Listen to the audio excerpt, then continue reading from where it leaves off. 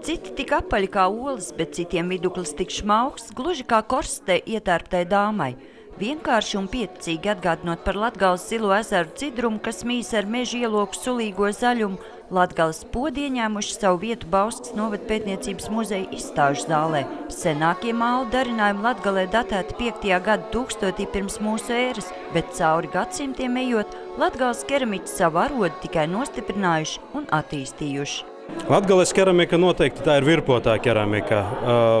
Var runāt par to, vai viņa ir ar glazūru, vai viņa ir bez glazūras, tad melnā vai vienkārši bez glazūras. Bet, lai mēs nepaliekam tādi, kāda ir visa pasaulē.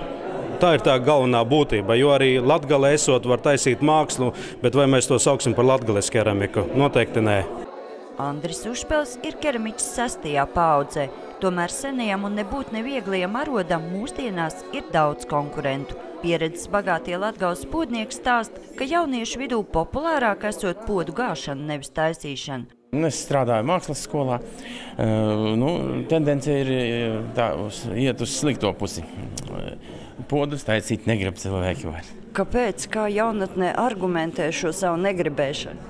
Jāsmērē rokas. Tas ir fizisks darbs, un tas ir stipri smagāks par taustiņu spaidīšanu datoram, pildspalvas grozīšanu. Un karotes cilāšanu. Jā. Līdz ar 18 podnieku darinājumiem, kuri Bauskā būs apskatām līdz 31. decembrim, izstāžu zālē ienākusi arī īsta latgaļu dzirksts, kuru aši uztver arī citkārt trimtās zemgalietes.